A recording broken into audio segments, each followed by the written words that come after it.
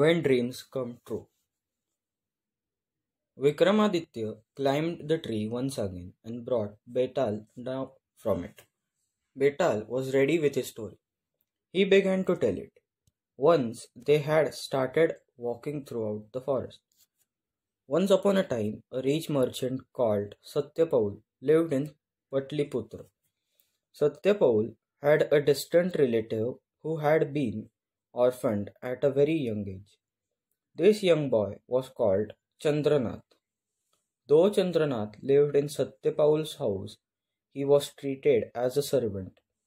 This often made him sad.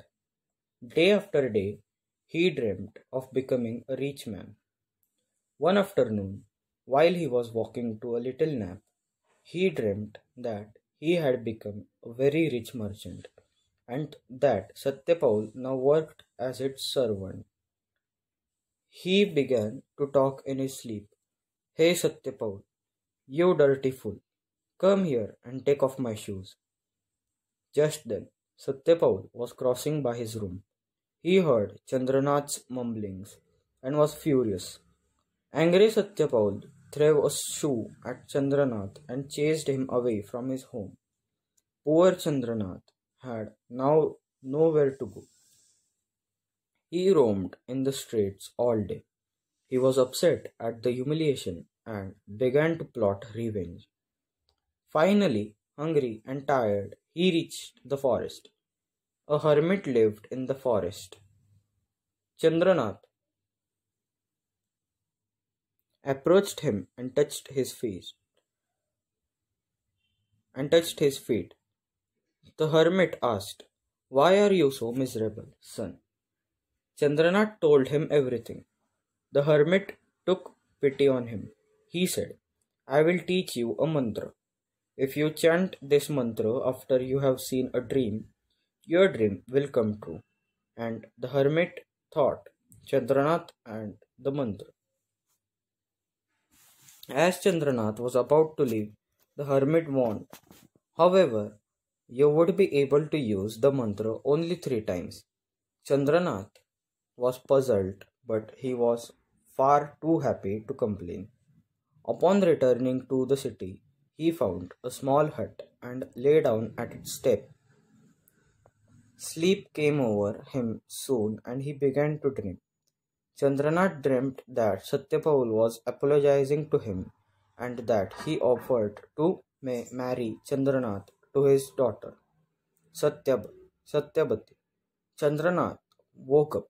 He thought, "I really like what I saw in my dream. Perhaps it is the time that I checked whether the mantra works." He began to chant the mantra. Satyapaul had been looking for Chandranath. He saw Chandranath sitting on the footsteps of the hut. Satyapaul apologized to Chandranath for chasing him away and treating him like a servant. He then offered his daughter as a bride to Chandranath. Chandranath could not believe his ears. The mantra had worked. His dreams had come true. Chandranath accepted the proposal and married Satyavati.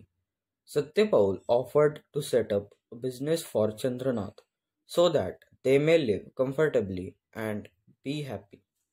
One day, Chandranath dreamt that his business had flourished and that he was now the richest merchant in the city. When he woke up, he decided to chant the mantra. Soon, his business flourished and he made a lot of money. He became the richest merchant in the city, exactly as he had dreamt. The other merchants in the city were jealous of him.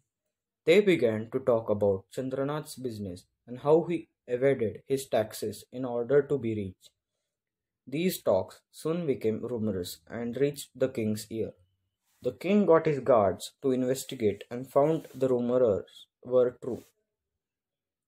As a punishment, Chandranath was ordered to pay 10 times the amount of the tax he had evaded. It angered Chandranath.